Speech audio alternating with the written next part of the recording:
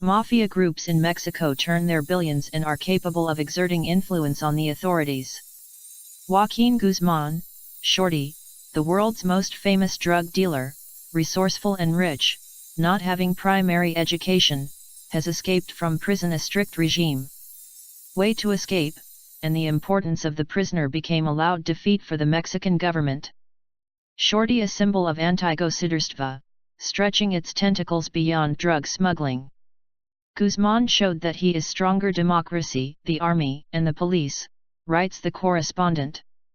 People Guzman managed to build a tunnel length of a mile, lighted, ventilated, with railings along the entire length. How is it that nobody noticed anything strange in the last 9 months?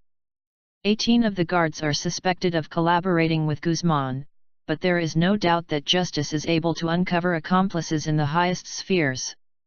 The consequences of this event for the country's President Peña Nieto incalculable.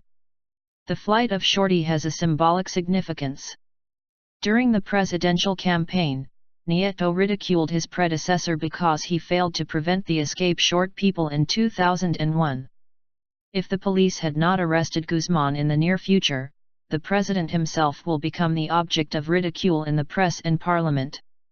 It has become apparent that the current president failed to prevent the country's slide into the realm of lawlessness.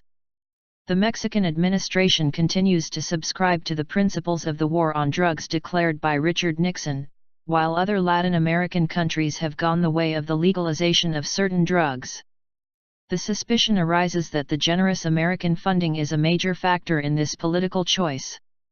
Meanwhile, the drug changes its nature, expanding their interests beyond drug trafficking and methamphetamine in the United States.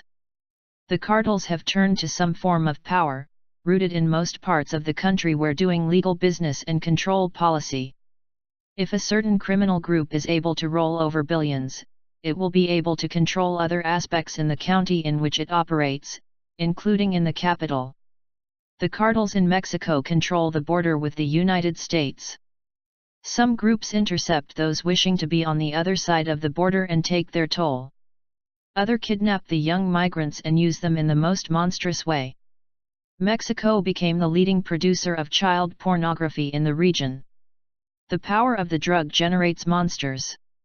Many cartels have split into small groups, which allows them to withstand the attacks of the authorities. Not accidentally, the cartel, led by the quirky Shorty, is a federation of independent groups. The danger is that such structures may soon replace the Mexican federal state.